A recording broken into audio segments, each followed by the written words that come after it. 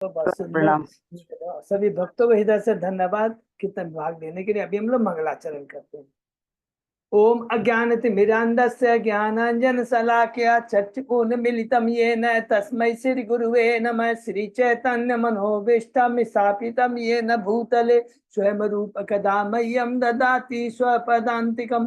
वन्देऽहं श्री गुरु श्रीयुतपदकमलं श्री गुरु वैष्णवांच श्री रूपं सागर जातम सहगण रघुनाथं वितं तं सजीवं स्वाद्वैतं सावधूतं परिजं सहितं कृष्ण चैतन्य देवं श्री राधा कृष्ण पादान सहगण ललिता श्री विशाखा वितांत च नमो ओम विष्णु पादाय कृष्ण पृष्ठाय भूतले श्रीमते भक्ति वेदांत स्वामिन इति नामने।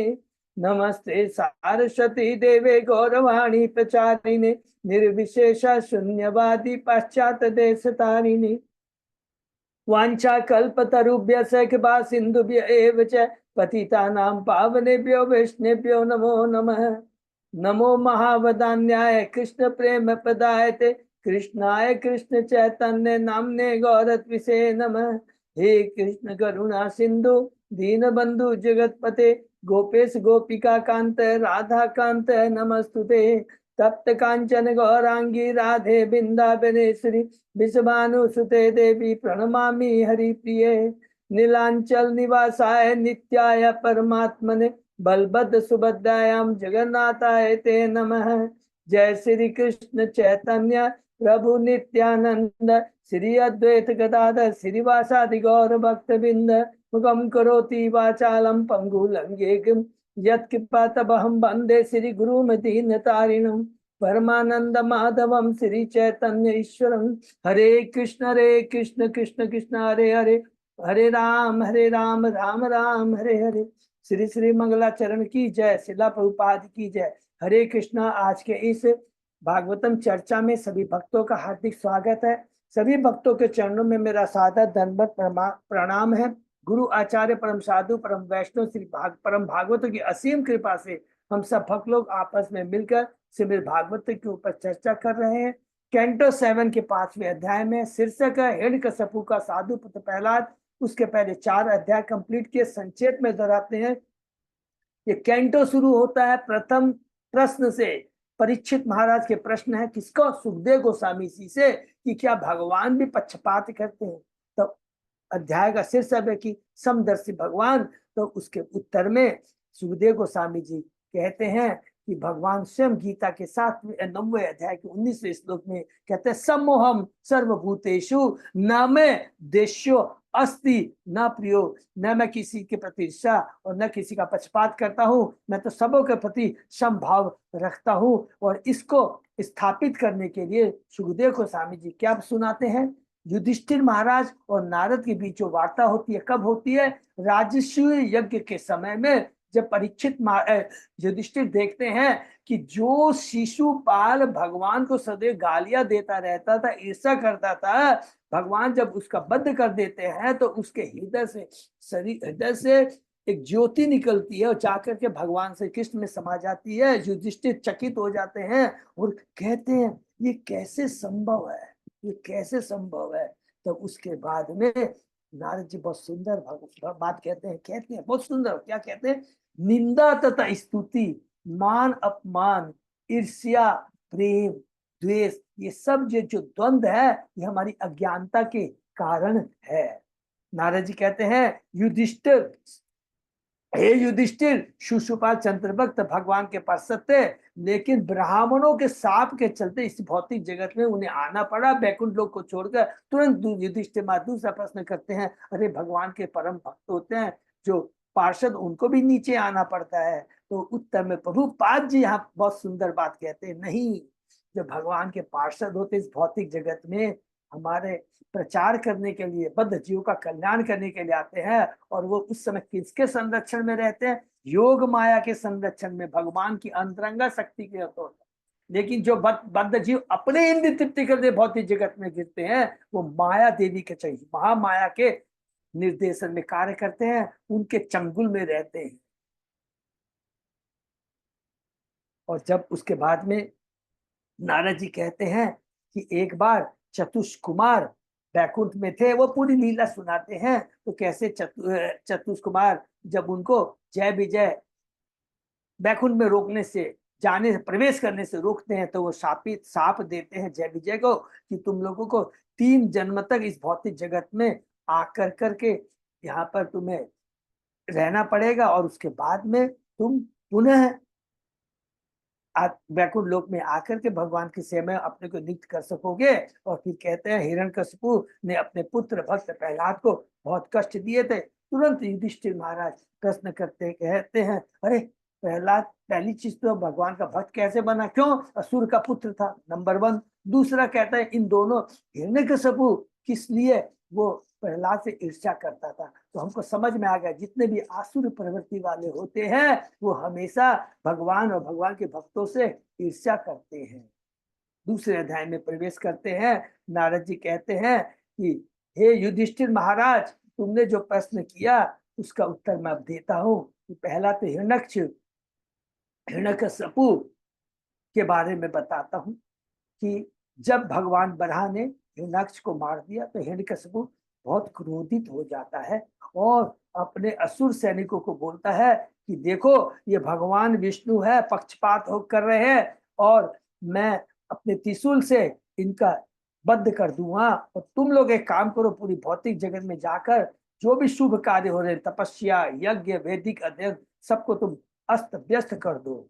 और ये कह करके चला जाता है। और हिरण्यकशिपु अपने माता को, दीति को, अपने भतीजों को और अपने भाई की पत्नी को, हिरण्याक्ष की पत्नी को एक दिव्य आत्मा के ज्ञान के बारे में बताता है, जो हमने डिटेल में पढ़ा कि किस प्रकार बताता है।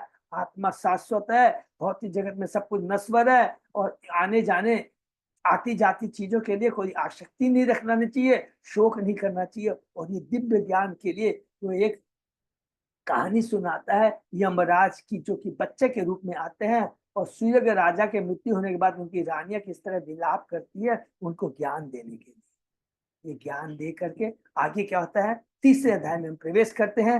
अमर बनने की हिरण्यकशिपु इतना ज्ञान दिया, और उसके बाद में बस ज्ञान उसका केवल बाहरी था।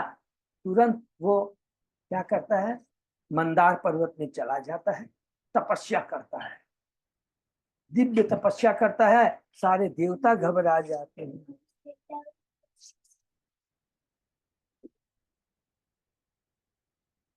बहुत उसकी बहुत सुंदर, वहां पर जब वो तपस्या करता है, देवता सारे घबरा जाते हैं। और उसके बाद में ब्रह्मा जी के पास में आते हैं। ब्रह्मा जी भृगु एवं दक्ष जैसे ऋषियों को लेकर कर कर करके पहुंच जाते हैं वहां पर, जहां पर हिरण्यकशिपु तपस्या करता रहता है। और ब्रह्मा जी अपने कमल दल से जल निकाल के उसको उसके शरीर पर छिड़कते हैं, उसका शरीर पुनः सुडोल सुंदर हो जाता है। और कहते हैं ब्रह्मा जी हिरण्यकशिपु को, तुम वर मांगो।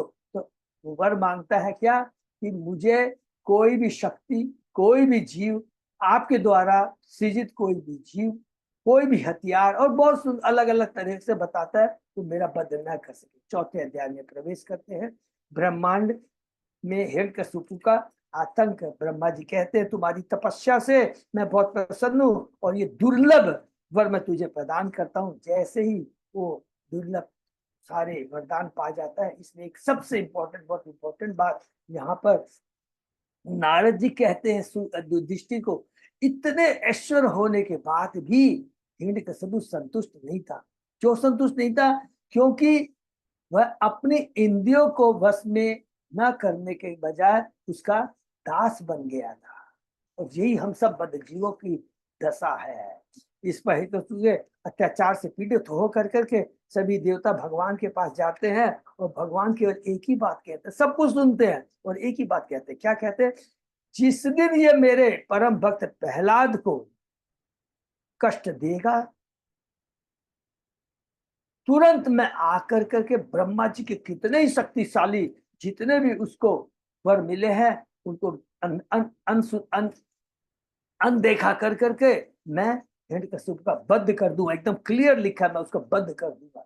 नारद जी कहते हैं हिरण्यक्ष के 4 पुत्र थे, उसमें प्रहलाद महाराज परम भक्त था, कोई उनको भौतिक आसक्ति नहीं थी। हे राजा युधिष्ठिर, उस असुर हिरण्यकशिपु ने इस महान भाग्यशाली भक्त प्रहलाद को बहुत सताया था। यदि वह उसका निजी पुत्र था। तुरंत युधिष्ठिर महाराज फिर वही प्रश्न करते हैं कि वह प्रहलाद से क्यों घृणा करता था, क्यों ईर्ष्या करता था, कहने क्यों उसने प्रहलाद को इतने कष्ट दिए। अध्याय 5 में पहुंचते हैं। शीर्षक है हिरण्यकशिपु का साधु पुत्र प्रहलाद। हिरण्यकशिपु ने अपने पुत्र प्रहलाद को क्या किया था, उसने शुक्राचार्य के जो दो पुत्र हैं संडमसन के पास शिक्षा देने के लिए भेजा था। और एक बार हिरण्यकशिपु बड़ी उत्सुकतावश अपने पुत्र को बुला के बोलता है कि तुमने सबसे सर्वश्रेष्ठ चीज क्या सीखी। उसने एक ही चीज कहा कि भगवान भगवान ही परम है, जीव है भौतिक जगत आत्म सदैव चिंताग्रस्त रहता है। वह ये भौतिक जगत अंधकूप के समान है। जैसे ही ये बात कहता है तुरंत हिरण्यकशिपु कहता है अपने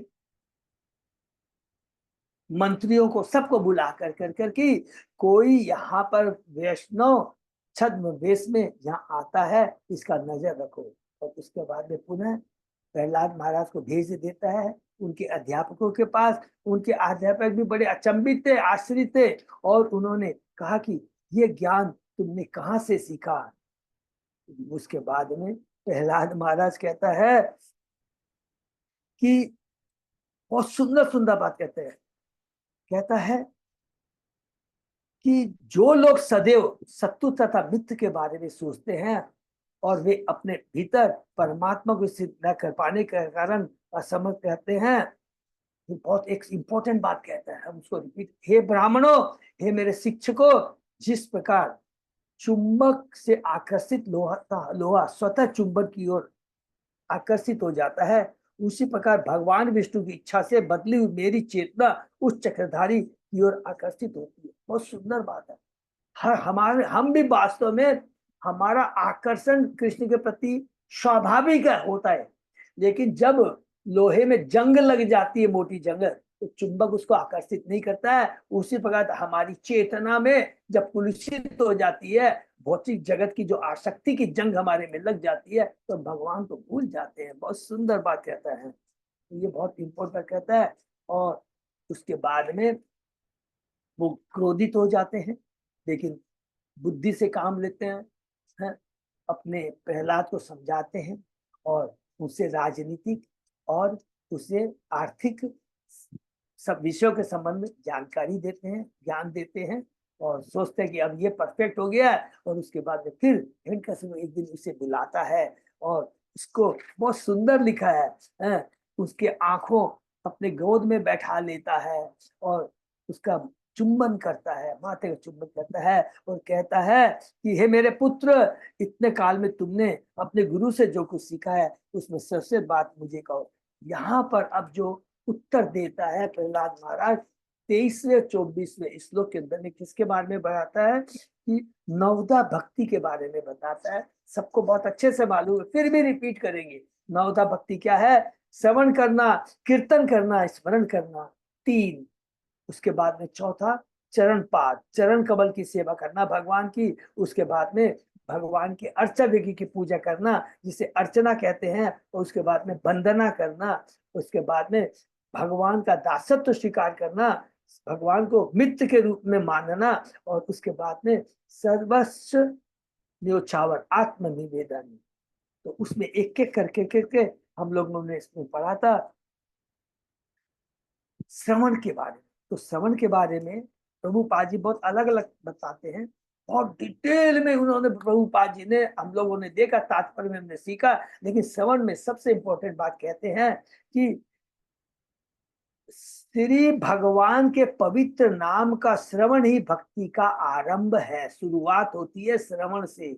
और हम भौतिक जगत में भी देखेंगे, बच्चा जो कुछ भी सीखता है श्रवण के माध्यम से अपने माता पिता से सीखता है। श्रवण है उस शुद्ध भक्त के मुखार बिंद से भगवान के नाम रुदाव का जो श्रवण करता है, तो भगवान उसके प्रति विशेष अनुरक्त होते हैं। दूसरा कीर्तन के बारे में बताया, भगवान के नाम का कीर्तन उच्च स्वर से किया जाना चाहिए। भगवान के पवित्र नाम का कीर्तन करते हुए हमने पढ़ा है, बहुत इंपॉर्टेंट क्या है, 10 अपराधों से बचना चाहिए। कीर्तन का मतलब सब समझ गए कि नहीं, तो सब कंफ्यूज हो जाएंगे। कीर्तन किसने किया था? सुखदेव गोस्वामी जी। माने सुखदेव गोस्वामी जी बोलते हैं परीक्षित महाराज को, तो वो कीर्तन करते हैं, अर्थात भगवान के नाम गुण लीलाओं का श्रवण कीर्तन इसमें उसके बारे में बोलते, और यही सत्य है। यदि हम बोलते हैं कि हमें सत्य बोलना चाहिए, तो इसका मतलब क्या हुआ? भगवान और भगवान के भक्तों के अतिरिक्त हम जो भी बात करते हैं वो झूठ है, असत्य है, व्यर्थ है। तो कीर्तन किसका करना चाहिए? केवल भगवान के नाम गुण लीलाओं का श्रवण, और बेकार की बातें नहीं करनी चाहिए। अगर वो बेकार की बातें करेंगे तो हमसे 10 अपराध में से कोई एक न एक अपराध निश्चित ही होएगा। तो इसलिए कहा गया, प्रभुपाद जी ने कहा कि भगवान के परिणाम का कीर्तन करते हुए 10 अपराधों से बचना चाहिए। और उसके बाद में स्मरण, स्मरण खुद ही किसके बारे में है? प्रहलाद महाराज के बारे में है, कि किस प्रकार यदि वो हमेशा भगवान के बारे में बोलता था, सुनना था। किससे सुना था? उसने नारद मुनि परमाणिक गुरु से सुना था। कीर्तन किसका करता था? अपने असुर सहपाठियों के सामने भगवान के नाम गुणों के बारे में बोलता था, कीर्तन करता था। और इतने भी कष्ट आते थे, सदैव स्मरण किसका करता था? अपने प्रभु का, भगवान का स्मरण करता था, गुरु का स्मरण करता था। और जब हमारा श्रवण कीर्तन अच्छा होगा तो 110% हमारा श्रवण कीर्तन होने से स्मरण भी अच्छा होगा। ये हुआ 3। उसके बाद में पाद सेवन के बारे में बताया कि लक्ष्मी जी के बताते, लक्ष्मी जी भगवान के बच्चे चलते रहती है, लेकिन सदैव वो लालायित रहती है प्रभु के पादों की, चरणों की सेवा करने की।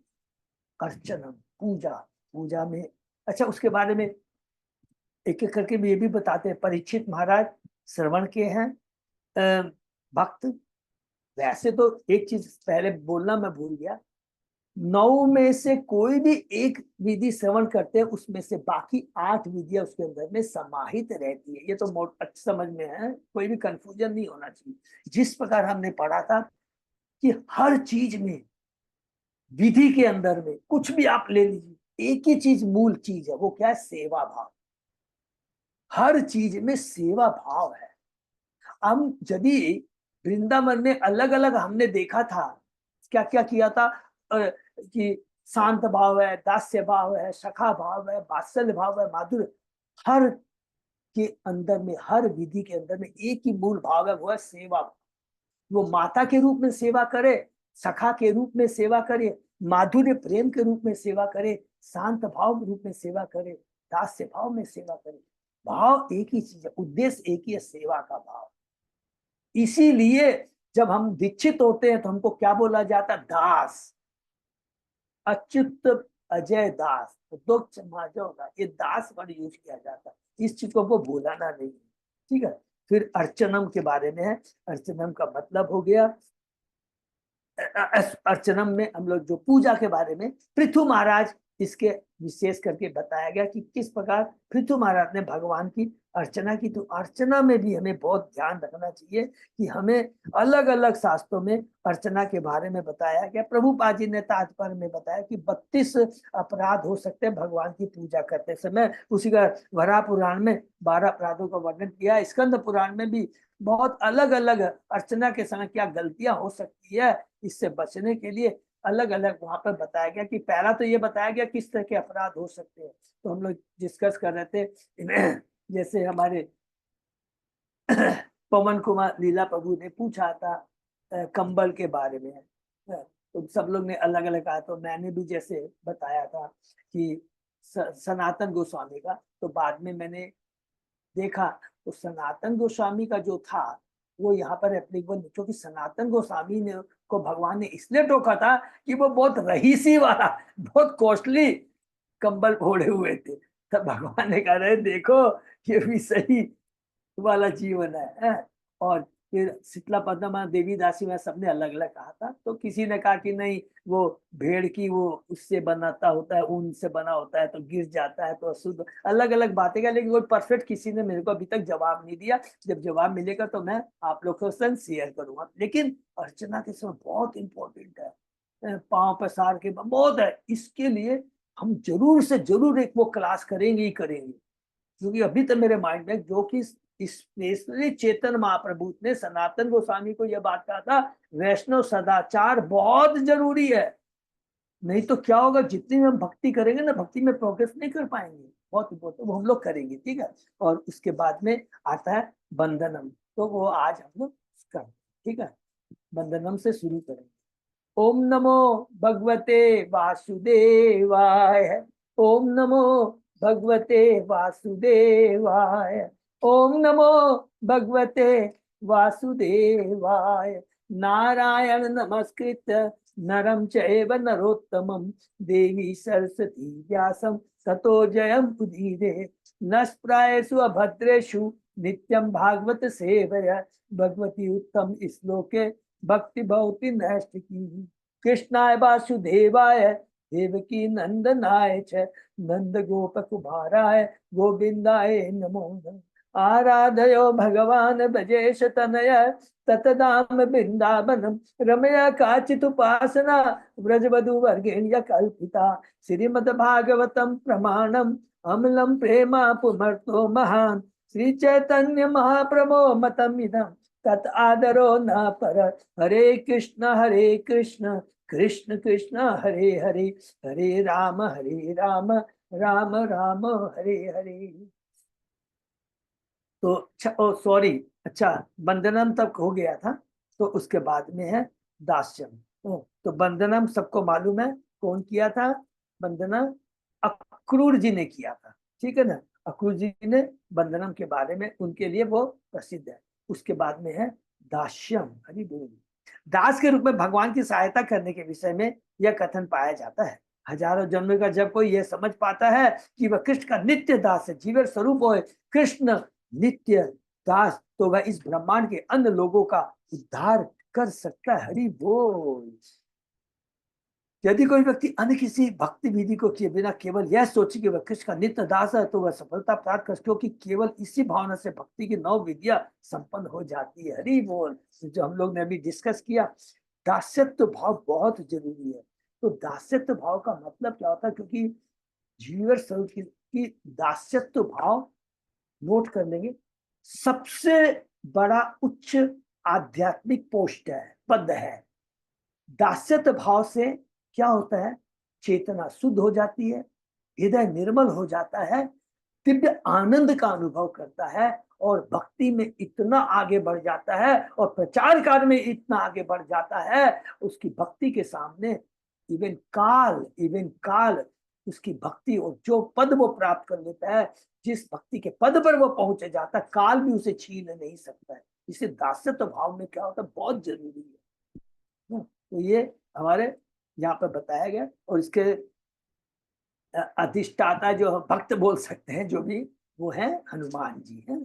श्लोक सबको याद है ना, हम लोगों ने इस श्लोक के अंदर में हम लोगों ने पढ़ा है कि अलग अलग किन किन भक्तों के लिए है, जो कि रूप गोस्वामी ने बताया है। इसी अध्याय में 5वां नंबर अर्चन के समय बताया है, ये अलग हो गया। अब सख्यम, मित्र के रूप में भगवान की पूजा करने के संबंध में अगस्त संहिता का कहना है कि श्रवणम तथा कीर्तन द्वारा भक्ति में लगा भक्त कभी कभी भगवान के साक्षात दर्शन करना चाहता है, अतः वह मंदिर में रहता है। अन्यथा ऐसा कथन प्राप्त होता है, हे भगवान परम पुरुष तथा नित्य सखा, यदि आप आनंद तथा ज्ञान से पूर्ण है, तो भी आप वृंदावन वासियों के सखा बन चुके हैं। ये भक्त कितने भाग्यशाली है। इस कथन में सखा शब्द प्रगाढ़ प्रेम सूचक है, इसलिए सख्य दास्य से श्रेष्ठ है। दास्य भाव से ऊपर की अवस्था में भक्त अपने को सखा मित्र के रूप में स्वीकार करता है। यह आश्चर्यजनक नहीं, क्योंकि जब भक्त हृदय से शुद्ध होता है, तो भगवान के स्वतः स्फुरत प्रेम के निकट होते ही उसका देव अर्चन घट जाता है। इस प्रसंग में श्रीधर स्वामी ने श्रीदामा विप्र का उल्लेख दिया, जिसने अपने मन में कृतज्ञता प्रकट कर सोचा, अच्छा हो कि भगवान कृष्ण से इस प्रकार सख्य भाव से जन्मदाता संबंधित हो। तो उच्च है, प्रभुपाद जी लिख रहे हैं, बहुत सुंदर लिख रहे हैं। दास्य भाव में तो क्या रहता है, आप प्रभु है, मैं आपका दास हूं। साक्ष्य में हम दोनों बराबर हैं। हे कृष्ण, तुम कौन सा स्पेशल है? तुमने गोवर्धन पर्वत उठाया था, वो तो यशोदा माता ने बहुत मक्खन खिलाया था, और उसके बाद में हमने भी लाठी लगाई थी। तो भगवान को बहुत आनंद आता है। बहुत आनंद आता है। तो ये चीज बहुत है, लेकिन क्या है, हमने बताया उस साक्ष्य भाव के अंदर में भी प्रेम का भाव रहता है। भाव क्या रहता है, मेरा कृष्णा खुश रहे, हम वही कार्य करेंगे। आप पूरा देख लीजिएगा, आप चाहे शांत भाव से, दास्य भाव से, सखा भाव से, वात्सल्य भाव से, माधुर भाव में, पूरा तत्व में आप जाके देखेंगे, हर जगह यही चीज पाएंगे कि वो कृष्ण को आनंद देना चाहते। गोपियां हैं, आकर के यशोदा माँ को बोलती थी, ये क्या करती थी, क्रिटिसाइज करती थी, लेकिन वो क्रिटिसिज्म कौन सा होता था, कृष्ण को आनंद प्रदान करने वाला कृष्ण। आता देख कन्हैया घर में आकर के मेरे बच्चों की चुटिया काट देता है, बच्चों को जगा देता है, मक्खन गिरा देता है, कभी मक्खन खा लेता है। लेकिन वास्तव सत्य ये है कि गोपियां कृष्ण के लिए ही मक्खन बनाती थी और हमेशा इंतजार करती रहती थी कब कृष्ण आएगा और हमारे घर हमारा मक्खन खाएगा। तो ये बहुत सुंदर चीज है। नेक्स्ट, आत्मनिवेदन, बलि महाराज है। तो सबको याद होगा कि किस किस के लिए अलग अलग बलि महाराज, ये नवा श्रवण, सॉरी जो नवदा भक्ति की विधि है, नवा ये है आत्मनिवेदन, भक्ति की नवों में से लास्ट विधि। जब किसी में भगवान की सेवा करने के अतिरिक्त कोई इच्छा नहीं रहती तो वह अपनी सर्वस्व भगवान को अर्पित कर देता है और भगवान को प्रसन्न करने के लिए हर कार्य करता है। यह अवस्था आत्मनिवेदन कहलाती है। ऐसा भक्त उस गाय के तुल्य है जिसकी रखवाली उसका स्वामी करता है। अपने स्वामी की देखरेख में गाय को अपने पेट पालन की कोई चिंता नहीं रह जाती। हरि बोल। ऐसी गाय अपने स्वामी के प्रति सदैव समर्पित रहती है और कभी भी मन माना कार्य नहीं करती, केवल स्वामी के लाभ के लिए हर कार्य करती है। इसलिए कुछ भक्त भगवान को शरीर समर्पण करने इसलिए कुछ भक्त भगवान को शरीर समर्पण करने को आत्मनिवेदन मानते हैं। और जैसा कि भक्ति विवेक ग्रंथ में बतलाया गया है, कभी कभी भगवान को आत्मा का समर्पण आत्मनिवेदन कहा जाता है। आत्मनिवेदन सर्वे उदाहरण बलि महाराज तथा अम्बरीश महाराज का। हरि बोल। द्वारका में रुक्मणी देवी के आश्रम में कभी कभी आत्मनिवेदन पाया जाता है। हरि बोल। रुक्मणी का भी बहुत, रुक्मणी लीला हम लोग समय में कैंटो 10 में है, हम लोग वो डिटेल में पढ़ेंगे। बहुत सुंदर है, बहुत ही सुंदर। भगवान उस किस प्रकार उसका अपहरण करके लाते हैं उतना तो ठीक है, और समर्पित थी भगवान। एक भगवान उससे मजाक करते हैं, अरे मैं तो गवाला ठहरा, तेरे को तो इतने इतने बड़े शिशुपाल ये क्या नाम है, ये जो जिससे युद्ध करता है, जिसका भाई था ना, क्या नाम था इसका, रुक्मणी, रुक्मी रुक्मी रुक्मी रुक्मी रुक्मी, थैंक यू माता जी, रुक्मी। सब लोग ने शिशुपाल से उसका ब्याह करना चाहता, सब कुछ अपने को समर्पण कर दिया, ठीक है। लेकिन जब भगवान उस पर टोन कसते, मजाक करते एक दिन, अरे तुम तो इस ग्वाले के पीछे पड़ गई, तुम्हारे को तो इतने बड़े बड़े राधा योद्धा लेना चाहते थे, रोने लगती है। और उस समय जो रुक्मणी का जो भाव, आचार्यों ने वो जो इंटरप्रिटेशन व्याख्या की, आंख से आंसू गिर जाए, कितना वो भगवान को समर्पित, माने रियली आत्मसमर्पित। तो इसीलिए यहाँ पर बोला गया है कि वो आत्मनिवेदन के बारे में, ठीक है। तो ये श्लोक बहुत इंपॉर्टेंट है, 23-24वां। इसको हम लोग चेष्टा करेंगे पूरा मुखस्त करने का, बहुत जरूरी है। नवदा विधि का ये बहुत समय काम में आएगा। नंबर 1, 9 विधियां सबको जानकारी हो गई, और 9 विधियों के अलग अलग हमने क्या क्या पढ़ा। सबसे पहला है श्रवण का है, कौन है, परीक्षित महाराज। उसके बाद में कीर्तन का है, कौन है, सुखदेव गोस्वामी जी। स्मरण का है प्रहलाद महाराज जी। दास्य का कौन हो गए, सॉरी, पाद सेवनम का हो गया लक्ष्मी जी। उसके बाद में अर्चना, पूजा करना, वो हो गया पृथु महाराज। वंदना के अक्रूर महाराज। दास्य का हनुमान जी हो गए। शाक्य का अर्जुन हो गए। और लास्ट में आत्मनिवेदन के बलि महाराज है। तो इसको प्लीज, बहुत इंपॉर्टेंट है यार।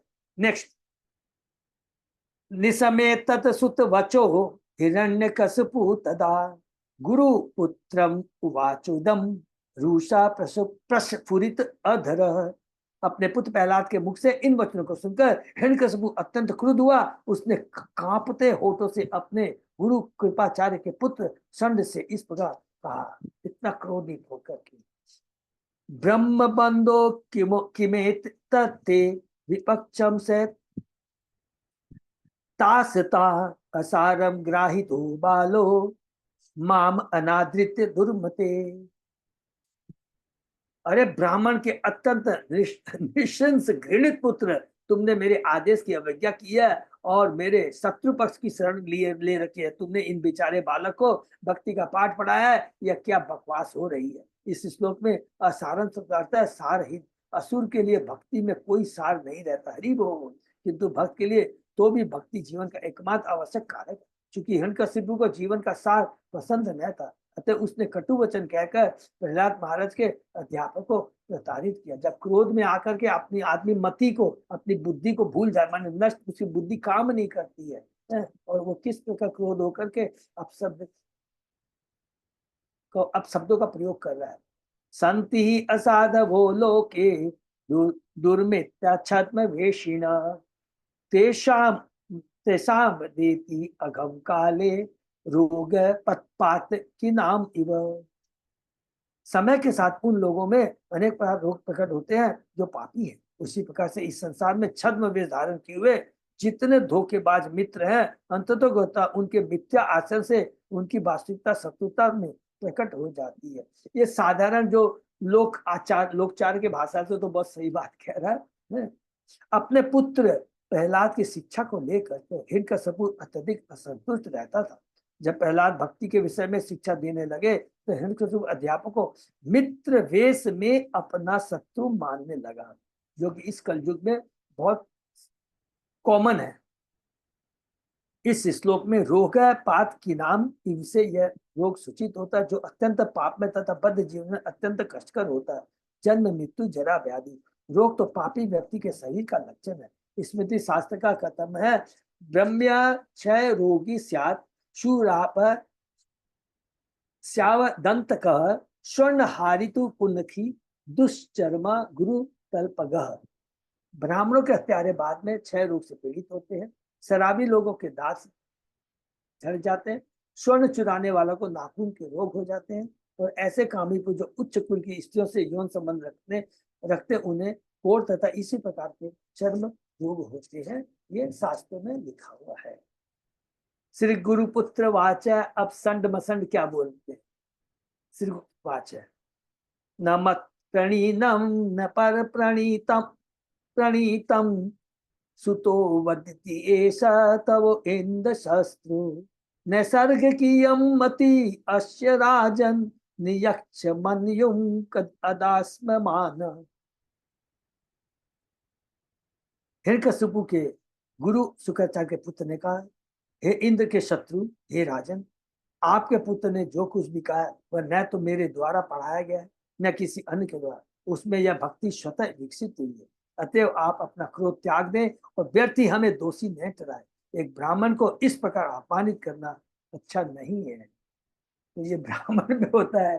तो कितनी सुंदर बातें कहते हैं, एक इसी लाइन को हम लोग पकड़ लेंगे, न किसी अन्य का, इससे यह भक्ति स्वतः विकसित हुई है। हरि बोल। क्योंकि इसने क्यों कि इसने शुद्ध भक्त का संग किया है, नारद मुनि का संग किया है, जब वो अपनी माता के यादू के गर्भ में था। हरि बोल। श्री नारद वाच, गुरुनो एवं प्रति प्रोक्ते आसुर सूतम न चेत गुरु मुखी इयम ते कुतो अबद्धा सती मती। श्री नारद मुनि ने कहा, जब हिरण्यकशिपु अध्यापक से यह उत्तर मिल गया तो उसने पुनः अपने पुत्र को संबोधित किया। हिरण्यकशिपु ने कहा, हे धूर्त, हे रे धूर्त, हमारे परिवार के सबसे पतित, यदि तुमने यह शिक्षा अपने अध्यापक नहीं प्राप्त की तो बतला कि इसे कहाँ से प्राप्त की। बहुत सुंदर प्रश्न है, उसका बहुत सुंदर उत्तर है। श्री विश्वनाथ चरितामृत बतलाते कि भक्ति वास्तव में बद्धा सती होती है, अभद्र असती नहीं होती। दूसरे शब्द में भक्ति के ज्ञान न तो अशुभ होता है न शिष्टाचार के विरुद्ध होता है। हरि बोल। भक्ति सीखना हर एक का कर्तव्य है। तो प्रहलाद महाराज की ताक्षणिक शिक्षा शुभ तथा पुण्य सिद्ध होती है। अब प्रहलाद महाराज बहुत सुंदर उत्तर देते। श्री प्रहलाद उवाच, मतीर्न कृष्णे परत स्वतो वा मिथो अभिपद्येत गृहव्रतानाम अदांत गोपी विशताम तमिश्रमम पुनः चर्वित चर्वणानाम। ये श्लोक याद करना है प्लीज, है बहुत इंपॉर्टेंट श्लोक। ये जो लास्ट लाइन है ना, तमिश्रम पुनः चर्वित चर्वणानाम, जो प्रत्येक भौतिक जगत के जीव की यही स्थिति है। प्रहलाद महाराज ने उत्तर दिया, अपनी असंमित इंद्रियों के कारण जो लोग भौतिकतावादी जीवन के प्रति अत्यधिक लिप्त रहते हैं, ब्रैकेट में लिख दें जो गृह मेदी हैं, वे नरकगामी होते हैं और चबाए हुए को भी बार बार चबाते हैं। ऐसे लोगों का झुकाव न तो अन्यों के उपदेशों से, न अपने निजी प्रयासों से, न ही दोनों को मिलाकर कृष्ण के प्रति कभी होता है। कि जिस चीज में कोई रस नहीं है उसी को हम बार बार चबा रहे हैं, बार बार चबा रहे हैं, जबकि उसमें कोई आनंद नहीं। इस श्लोक में मतीर्ण कृष्ण ने सब कृष्ण के प्रति की गई भक्ति को बताते हैं। जो भी तथाकथित राजनीतिक प्रकांड पंडित दार्शनिक भगवत गीता को पढ़ते हैं, वे अपने भौतिक अभिप्रायों के उपते कोई ना कोई अर्थ निकालने का प्रयत्न करते हैं। इसको अंडरलाइन कर लेंगे इस बात को प्लीज, ये बहुत इंपॉर्टेंट चीज है। जो वास्तव में प्रामाणिक गुरु नहीं है, जो वास्तव में कृष्ण को समर्पित नहीं है, केवल ज्ञानी है, दार्शनिक है, वो अपने मन से, अपनी अपूर्ण इंद्रियों से वो गीता के अलग अलग श्लोकों का अभिप्राय बताते हैं। किंतु कृष्ण विषय उनका यह भ्रम उन्हें कोई लाभ नहीं दिलाता, बल्कि हम बद्ध जीवों को भ्रमित कर देता है। क्योंकि ये सभी लोग भगवत को भौतिक रीति से तालमेल बैठाने के साधन के रूप में प्रयुक्त करने में रुचि रखते हैं। अतः उनके लिए कृष्ण या कृष्ण का निरंतर विचार करना असंभव। मतिंद्र कृष्ण, जैसा कि भगवत गीता में कहा गया, भक्त्या माम भी जानाति, कोई कृष्ण को यथारूप में भक्ति के द्वारा ही समझ सकता है, शुद्ध प्रामाणिक गुरु के द्वारा ही समझ सकता है। तथा कि राजनीतिक तथा विद्वान कृष्ण को काल्पनिक मानते हैं। राजनीति कहता कि उनका कृष्ण भगवत गीता में अंकित कृष्ण से भिन्न है। यद्यपि वह कृष्ण तथा राम को परमेश्वर, किंतु वह उन्हें निराकार सोचता है, क्योंकि उसे कृष्ण की सेवा का कोई अनुमान नहीं रहता। अतएव उसका एकमात्र कार्य रहता है पुनः पुनः चर्वित चर्वणा नाम, चबाए हुए को फिर चबाना। ऐसे राजनीतिक तथा विद्वानों का लक्ष्य अपनी शारीरिक इंद्रियों द्वारा भौतिक जगत का भोग करना है। इसलिए यहाँ पर स्पष्ट कहा गया है कि जो गृहव्रत अर्थात जिनका एकमात्र लक्ष्य भौतिक जगत में इस शरीर के साथ सुखपूर्वक जीवन बिताना होता है, वे कृष्ण को नहीं समझ सकते।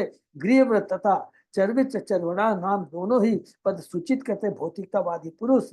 फिर से रिपीट करेंगे, जो गृह मेदी होते हैं, जन्म जन्मांतर इन शरीरों में इंद्र तृप्ति भोगना चाहते हैं, किंतु फिर भी वे असंतुष्ट रहते आए हैं। व्यक्तिवाद के नाम पर ऐसे लोग जीवन की भौतिक शैली के प्रति सदैव आसक्त रहते हैं।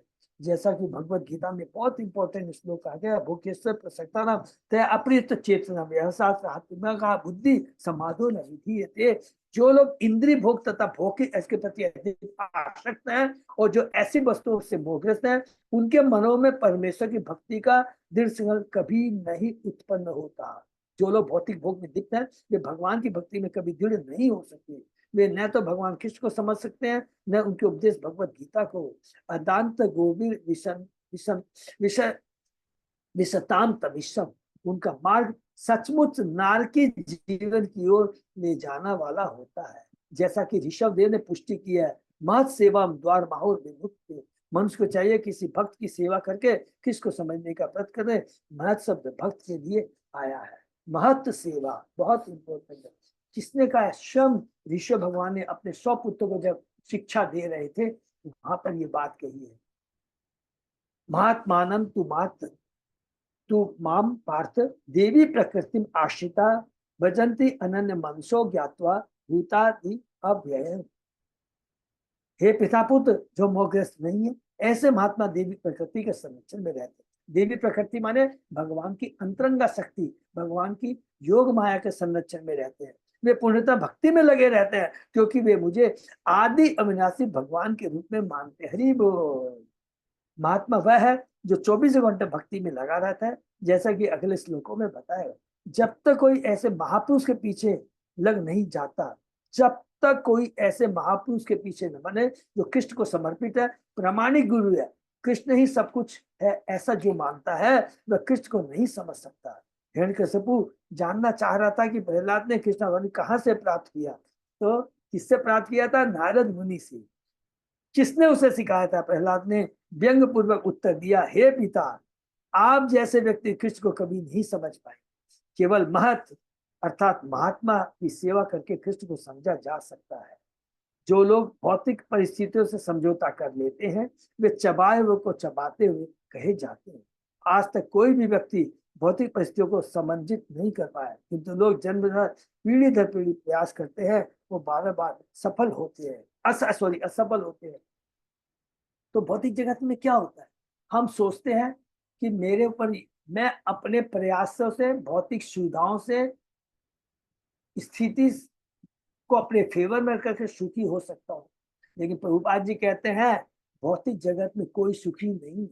भौतिक जगत का भार ऐसे है कि हमारे पास भार है, हम माथे पर रख लेते हैं, ओ माथा बहुत भारी हो गया, फिर उस भार को उठाकर कंधे पर रख लेते हैं, तो सोचते हैं मेरा माथा का भार खत्म हो गया। अरे माथा का तो खत्म हो गया, लेकिन कंधा भी दर्द करना, फिर इस कंधे से इस कंधे में, तो इसी तरह चलता रहता है। यही हमारी भौतिक जगत की। अच्छा ये कर लेते हैं, अच्छा ये व्यवस्था कर लेते हैं, अच्छा ये कर लेते हैं, वो इसी में लगे रहते हैं। जीवन कब खत्म हो जाता पता ही नहीं चलता है। इसको कहते हैं गृह मेधी। इसी को कहते हैं कि बार बार एक ही चीज को चबाना चबाना चबाना।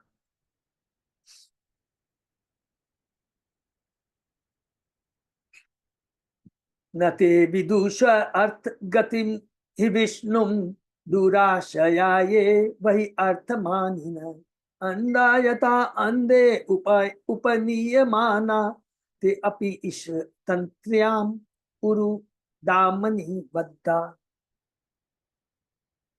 जो लोग भौतिक जीवन के भोग की भावना द्वारा दृढ़ता से बंधे हैं और जिन्होंने अपने ही समान बाह्य इंद्रिय विषयों के से आसक्त अंधे व्यक्ति को अपना नेता या गुरु स्वीकार कर लेता, बहुत सुंदर है, लेकिन यह नहीं समझ सकते कि जीवन का लक्ष्य भगवत धाम को वापस जाना तथा भगवान विष्णु की सेवा में लगे रहना। इसलिए हमारा बहुत संग बहुत सही होना चाहिए। अगर गृह मेदी का संग मिल जाता है तो हम भी अंधे हैं, वो भी अंधा है, गुरु भी अंधा है, शिष्य भी अंधा है, दोनों ही गड्ढे में जाएंगे।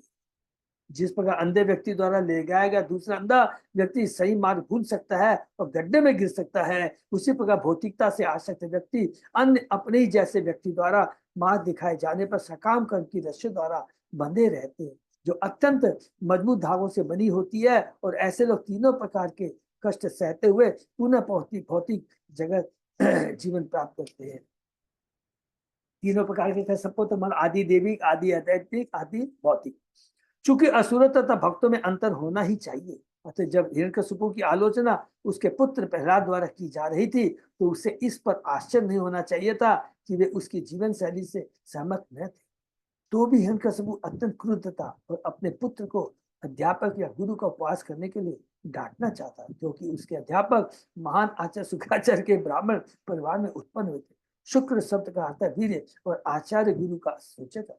आदिकाल से वंशानुगत गुरुओं को मान्यता प्राप्त होती रहती है, किंतु प्रहलाद महाराज ने ऐसे जन्मजात गुरु को या उनके उपदेश को ग्रहण करने से इनकार कर दिया।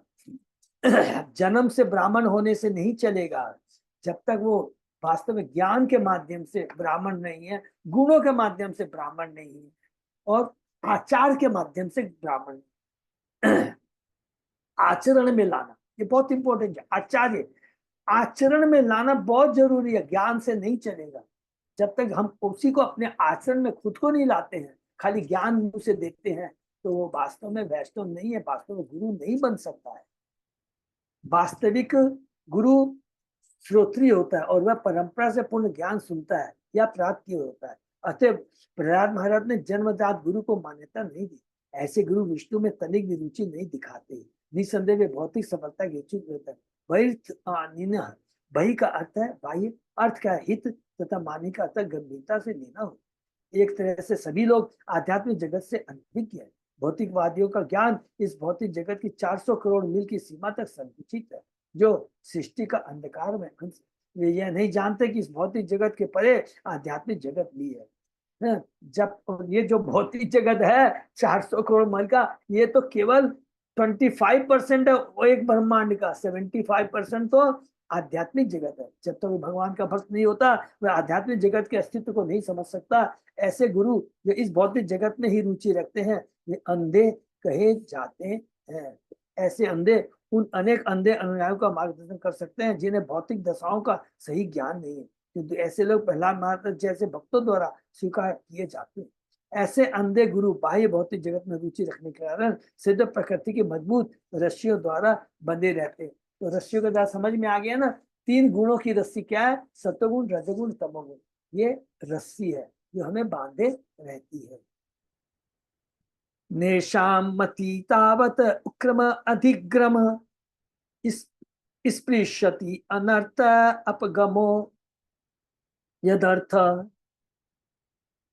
महीयसाम पाद रजो अभिषेक निष्किंचिन नानाम न विनीत यावत।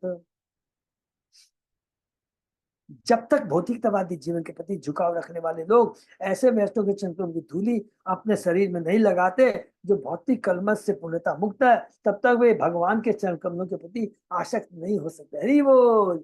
जिनका यशोगान उनके अपने असामान्य कार्यकलापों के लिए किया जाता है, केवल कृष्ण भावनिक बनकर एवं इस प्रकार से भगवान के चरण कमलों की संख्या के ही कोई भौतिक कलमश से मुक्त हो सकता है।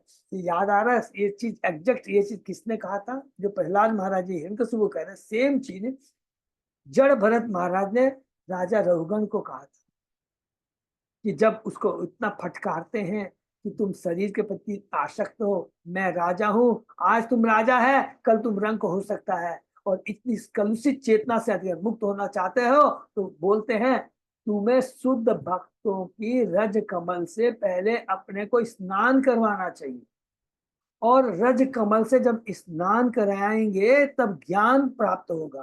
कौन सा ज्ञान? वास्तविक ज्ञान।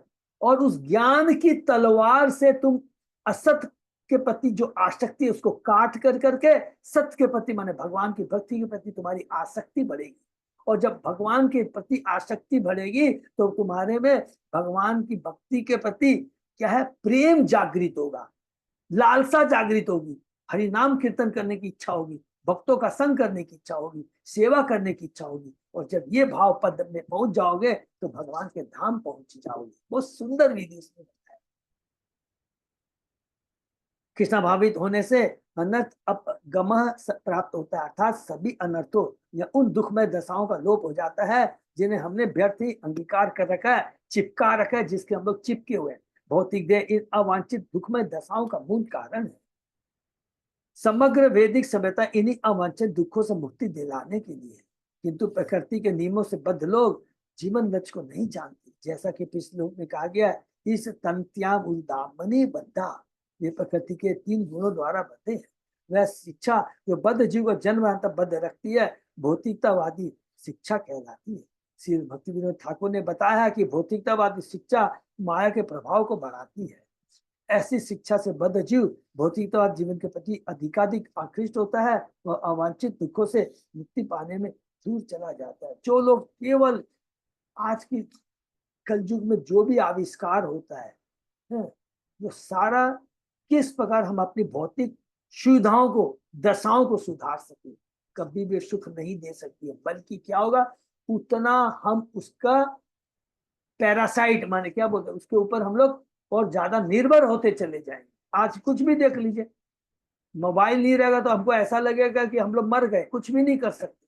कंप्यूटर नहीं है तो मेमोरी तो काम ही नहीं है, सब कुछ तो उसके अंदर घुसा हुआ है, टोटली पैरासाइट हो जाते। कोई यह पूछ सकता है कि अत्यधिक शिक्षित लोग कृष्ण भावनित को क्यों स्वीकार नहीं करते? बहुत सुंदर प्रश्न है। इसका कारण इस श्लोक में बताया गया। जब तक कोई पूर्णतः कृष्ण भावनावाही प्रामाणिक गुरु की ग्रहण नहीं करता तब तक कृष्ण को समझने का प्रश्न ही नहीं होता। शिक्षक, विद्वान तथा लाखों व्यक्तियों द्वारा पूजित राजनीतिक नेता जीवन के लक्ष्य को नहीं समझ सकते और न कृष्ण भावनिक को अंगीकार कर सकते, क्योंकि उन्होंने प्रामाणिक गुरु एवं वेदों को स्वीकार नहीं किया। अतः मुंडक उपनिषद में कहा गया, नाम आत्मा प्रवचनेन लभ्यो न मेधया न बहुना श्रुतेन। मैं तो शिक्षा प्राप्त करने से, बहुत इंपॉर्टेंट है, न विद्वता भाषण करने में, प्रवचन लभ्य अथवा अनेकानेक अद्भुत वस्तुओं की खोज करने वाले बुद्धिमान विज्ञानी बनने से कोई स्वरूप सिद्ध बन सकता है। कोई कृष्ण को तब तक नहीं समझ सकता जब तक उस पर भगवान की कृपा न हो। जिसने कृष्ण के शुद्ध भक्त की शरण ले ली है और उसके चरण कमलों धूलि धारण की है, वही कृष्ण को समझ सकता है, अन्यथा और कोई दूसरा नहीं समझ सकता है। सर्वप्रथम मनुष्य को यह जानना चाहिए कि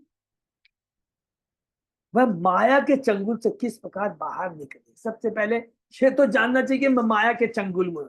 किससे मालूम पड़ेगा? शास्त्रों से मालूम पड़ेगा, गुरु से मालूम पड़ेगा। जिसमें तुमको लग रहा है ये सुख है, ये तो केवल धोखा देने वाली है। तुम बंध गए हो और इस बंधन के कारण जन्म मृत्यु जागृति का चक्कर चलता रहेगा। ये पहला ज्ञान होना चाहिए, संबंध ज्ञान। ज्ञान हो कि मैं आत्मा हूं, मैं भगवान का अंश हूं, भगवान की सेवा के लिए। ये भौतिक जगह दुखालय है, धोखाबाज है, ये ज्ञान। उसके बाद में किस प्रकार इससे हम निकले, विधि। संबंध अभिधेय विधि। वो विधि क्या है? हरिनाम। और ये हरिनाम कैसे प्राप्त होगा? शुद्ध भक्तों का संग करके। ये है प्रॉपर विधि। तो माया का जो किस प्रकार निकले, इसका एकमात्र उपाय है कि वह कृष्ण भावना भावित हो जाए। और सरलता से कृष्ण भाव होने के लिए आवश्यक है कि किसी स्वरूप सिद्ध महत या महात्मा की शरण ग्रहण की जाए, जिसका एकमात्र स्वाद परमेश्वर की भक्ति में लगा रहना है। जैसा कि भगवत गीता में कहते हैं, पूरी भागवतम के अंदर, भगवत गीता के अंदर आप देखिए, प्रभुपाद जी एक ही चीज पर जोर देते हैं कि जो मैंने ज्ञान दिया है, जो कुछ भी बताया, मैंने नहीं, सॉरी, जो चीज भी गीता का जो ज्ञान है, जो भी, तो प्रभुपाद जी भी कह रहे हैं, तो जो भी प्रभुपाद जी तो वही कह रहे हैं जो कृष्ण कह रहे हैं। जो मैंने ज्ञान दिया, जो गीता कहती है, वो ज्ञान अपने आप नहीं आएगा। उसके लिए हमें स्वरूप शुद्ध महात्मा की शरण ग्रहण बहुत जरूरी है।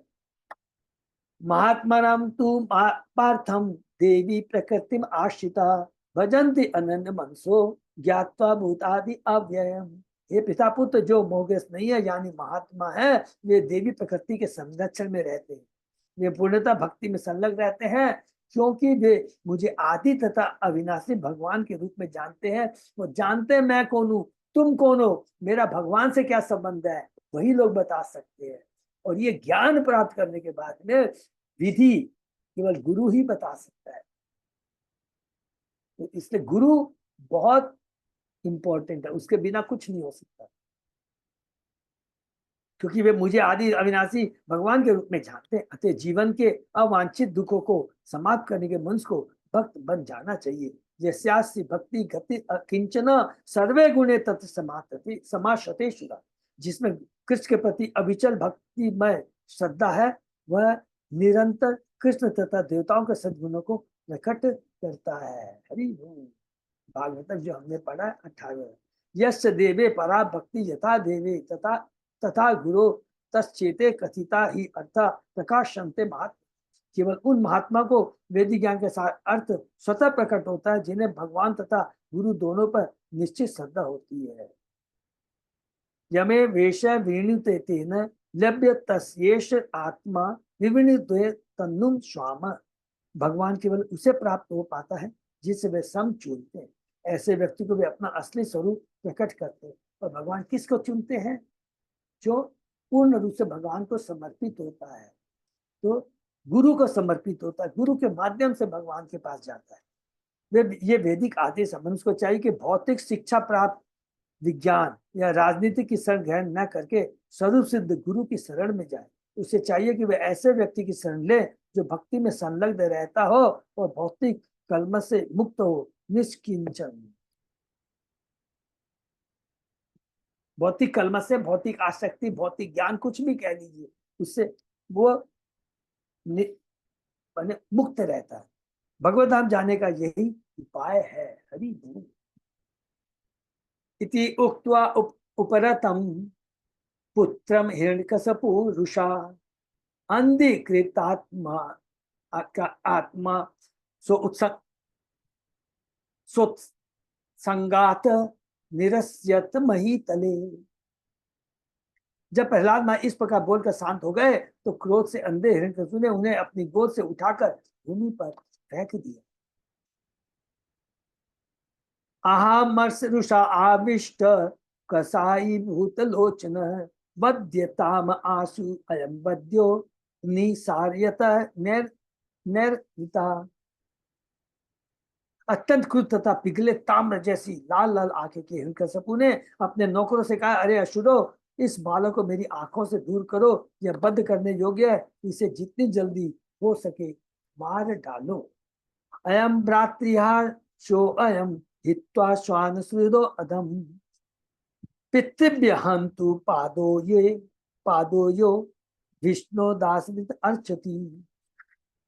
यह बालक प्रहलाद मेरे भाई को मारने वाला है, क्योंकि इसने एक तुच्छ नौकर की भांति मेरे शत्रु भगवान विष्णु की सेवा में से रहने के लिए अपने परिवार को छोड़ दिया है। हिरण्यकशिपु ने अपने पुत्र प्रहलाद महाराज को अपने भाई का हत्यारा माना है, क्योंकि वो किसका सपोर्ट कर रहा है? विष्णु का, जिसने उसके भाई को मारा, क्योंकि मैं भगवान विष्णु की भक्ति में लगे रहती थी। दूसरे शब्दों में प्रहलाद महाराज को तो सारूप्य मोक्ष प्राप्त होगा और इस तरह भगवान विष्णु के समान। अतएव प्रहलाद महाराज का वध हिरण्यकशिपु द्वारा किया जाना था। भक्तों या वैष्णव को शारूप्य सालों के साथ सामने ये चार मुक्तियां प्राप्त होती है, जबकि मायावादी को सहज मुक्ति प्राप्त होती है। और एक चीज ऐड कर सकते हैं, आचार्यों ने लिखा है कि भगवान के जो शुद्ध भक्त होते हैं ये चारों तरह की मुक्ति भी नहीं चाहते हैं,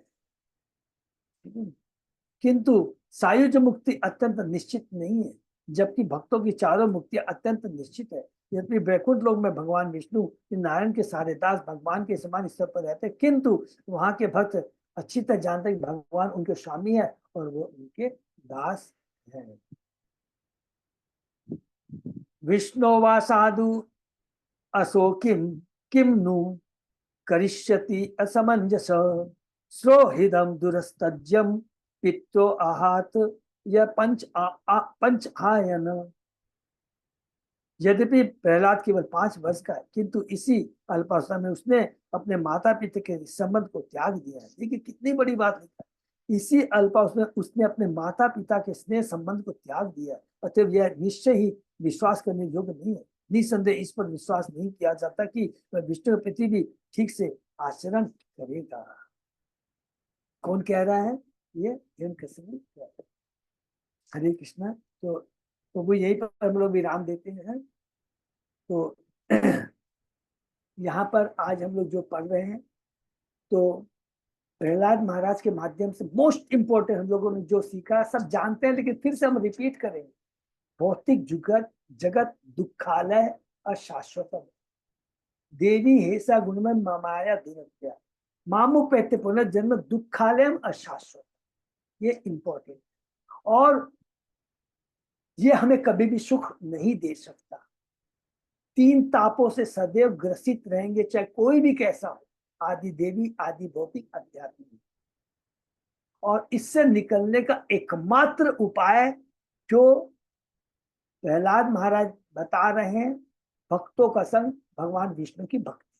तो भगवान विष्णु की भक्ति, तो भगवान विष्णु की भक्ति के लिए एकमात्र साधन विधि है। ज्ञान प्राप्त हो गया, देखिए ये याद रखेंगे, बहुत इंपॉर्टेंट। संबंध अविधेय को बहुत ध्यान से दो, बहुत इंपॉर्टेंट है।